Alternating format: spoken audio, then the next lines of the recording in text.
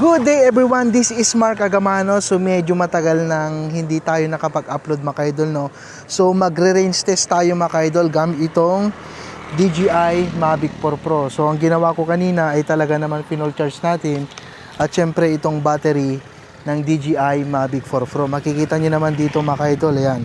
Ito po yung mga obstacle sensor niya, isa, dalawa. Ayan. Ganda, no? Parang owl talaga. Ayan. So 1, 2, 3. So 6 po ang pinaka-obstacle sensor niya. And then makikita natin dito mga idol, ito yung pinaka-lidar niya. Pwede rin gamitin ito mga idol kahit gabi natin paliparin. So testing na natin mga idol. So ilalagay na natin itong battery. Ayan. Final charge ko talaga, isang pindot at saka long press. Ayun. Ayan. Open na. So, ite-testing na natin ulit mga idol, no? So, andito lang tayo mga idol sa Barangay Kamachili, DRT, Bulacan. So, maraming mga puno. Hindi ko alam kung gaano kalayo itong range test natin kasi baka pagkalampas itong Malangaan Cave, ayan, may bundok kasi dyan, baka mahirapan na tayong makasagap po ng signal. So, pero tatry pa rin natin. Yan. So, i-open na natin itong mga propeller niya. So, dito lang natin papaliparin mga idol, no? Dito tayo magte-take off. Ayan. So, bago tayo mag-take off mga idol, i-screen record ko muna itong remote natin. Screen record. Asan yung screen record? Ayan, so nag-home point na. So, ibig sabihin, pwede na po tayong mag-take off. Yan, okay na. So, ilalagay ko lang muna sa para medyo matagal malubat. So, 180p to 30. Pwede na yan. Maliwanag na rin yan. So, take off na natin.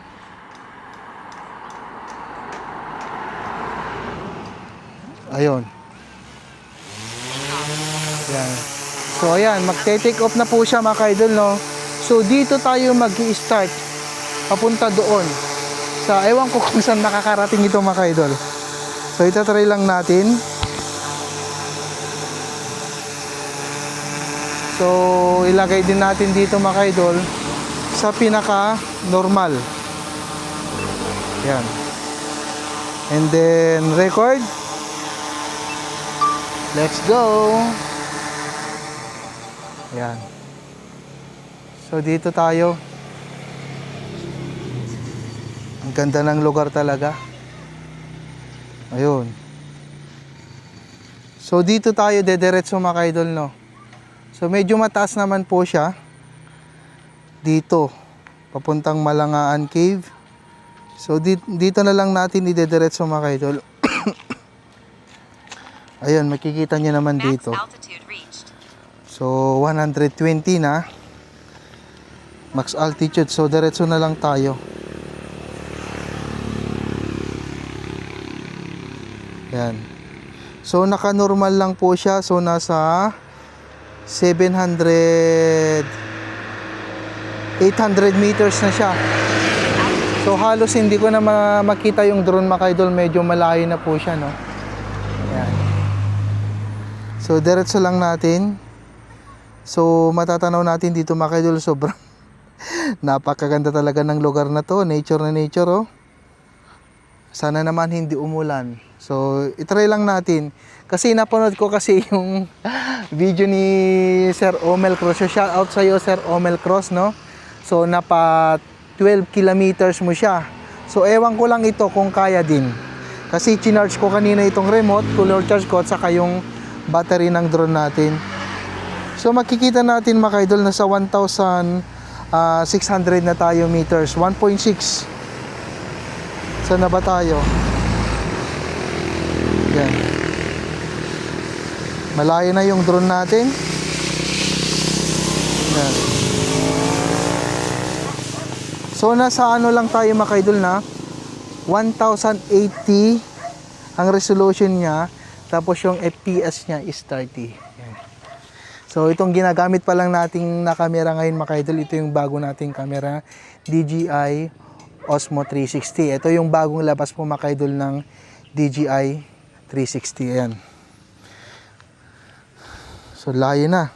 Saan na ba tayo? So dire-diretso lang naman tayo mga idol, no? So ito na lang ang ginagamit natin. So padiretso na.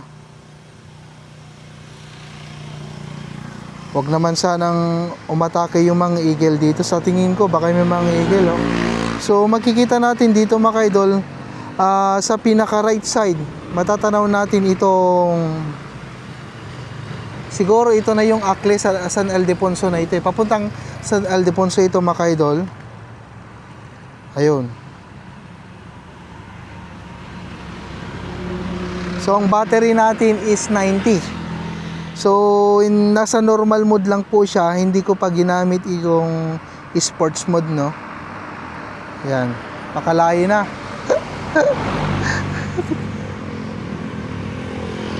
Yan, oh. Wag naman sanang nabulin ng mga eagle. Wala naman siguro dito. Nakikita ko kasi dito mga idol, ng daming mga puno. Ayun. So medyo hindi natin tatamaan yung ng factory ng cement ng sa part ng Barangay Akle San Ildefonso kasi bawal po niyan. So dito lang natin idediretso mga idol. So nasa na tayo? Nasa 4,000 kilometers na. Napakalayo na. So itry natin yung ginawa ni Sir Omel Cruz na sa 12 kilometers. So ito naman susubukan din natin ng 12. So hindi natin pabutin ng 50, baka mamaya yung drone natin hindi na makauwi, no. So nasa 86%. Ayan, 86%. Nako, wala na, alanganin na to. So makikita natin dito, wala na kasi medyo yung pwesto kasi natin mga idol, makikita nyo naman dito, marami bundok na po yan eh. Lumagpas lang tayo sa kabilang bundok. Wala tayo sa magandang pwesto. Ayan, wala nang signal mga idol. Nawawala. So, alanganin na. So, hanggang lang tayo mga idol. 5 kilometers. Yan. So, wala na siyang signal. So, dito ikutin ko, wala na. So hanggang 5 kilometers lang tayo and then pauwiin natin yung drone. Return to home. Sayang. So mamaya siguro may ibang araw ulit, hahanap tayo ng magandang pwesto mga idol kasi dito talaga makikita nyo naman maraming mga puno. Ayan. Wala tayong magagawa, hindi naman natin pwedeng ipilit. Ayan, makikita natin sa signal mga idol na pulang-pula na siya.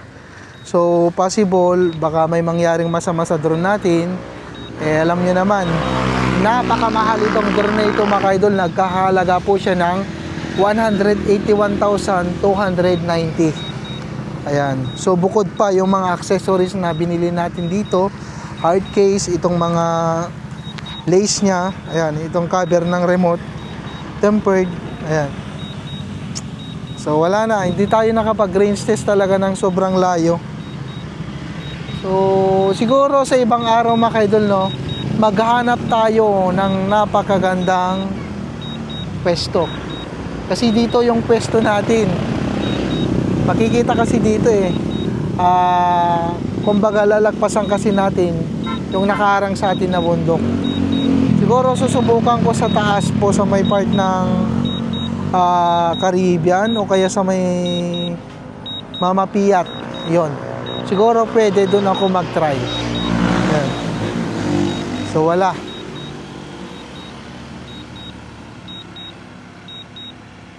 So antayin na lang natin mga idol, no. Nasa 3 kilometers may git na lang. So pauwi na rin yung drone. Sayang.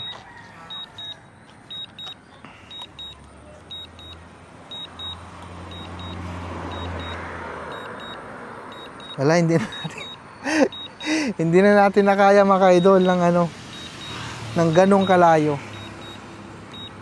Kasi ang napakaganda talaga kung tutusin kung range test tayo mga idol, mas mainam po talaga yung open area tayo. Kagaya ng nasa dagat tayo, yun maganda magpalipad doon. Pero pag ganito kasing sitwasyon, maganitong senaryo, makikita nyo kasi may mga puno eh. Ayan, pag medyo mataas na siya tapos natatakpan yung remote at saka yung ano natin. Actually yung remote nakasarado lang. Ayan. Ayun, nakasarado lang. So ngayon, itry pa rin natin mga idol mamaya. So maghanap tayo ng magandang pwesto. Makikita nyo naman po mga idol no, itong dinadaanan talaga natin. Ayan.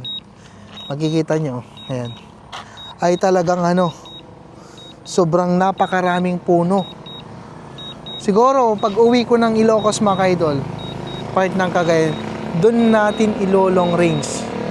Itratry natin dun sa mismong pinakatuktok. No? Yan. So, silong lang ako mga idol kasi sobrang init. So, ano na siya, 2 kilometers na lang, malapit na. Nasa 77. Sayang, no? Napaka ano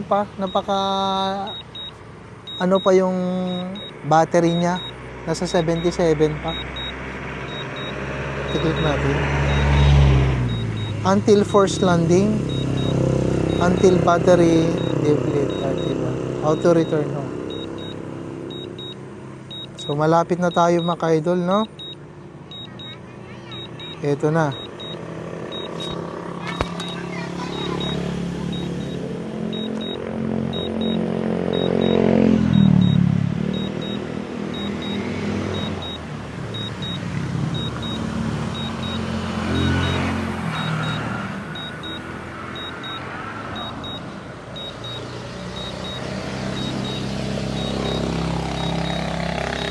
Malapit na mga ka-idol, nasa ano na tayo? 1,500 kilometers na lang yung drone natin. Mamaya dito maglalanding. Pero actually, pag ako talaga nagpapalipad ng drone, hindi ko talaga nilalapag yung drone. Kasi nasanay talaga ako sa catch para mas safety at saka hindi basta-basta malalagyan ng buhangin yung propeller natin. Yan. Lalo pag ganyang kamahal na drone, nako. Sayang lang. Ayan, ito na po siya. So ito yung kagandahan yung drone mga idol, no? Yung kulay green sinusundan lang niya yan. Ayan. So antayin natin na maglanding. So malapit na siya. Bababa na dito mamaya mga idol.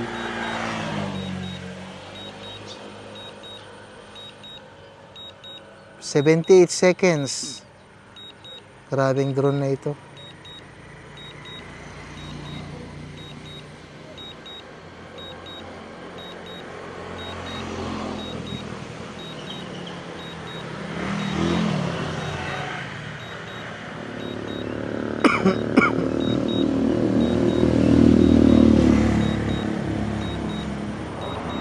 Ayan, malapit na mga idol.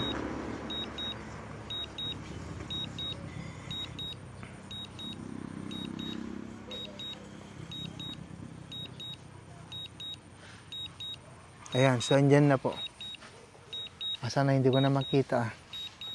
Pero bumababa na siya. So dito tayo dumaan kanina eh. So dito tayo nagpa-take off kanina. So possible andito lang yun. Andyan na. Andyan na yung drone. So makikita nyo naman po mga idol, andyan na yung drone natin. So babalik siya dito. Ayan. So dito rin siya maglalanding.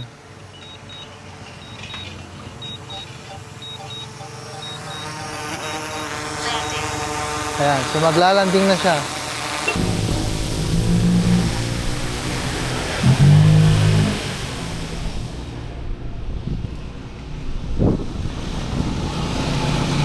Yun, so hanggang dito na lang po mga idol no, nagtatapos ang aking vlog. Ayan, natapos na natin ni-range test itong DJI Mavic Pro Pro natin kahit naging 5,100 kilometers lang po yung layo. So, okay na rin yun kasi mahirap naman po ipilit mga idol kasi nawawalan po tayo ng signal.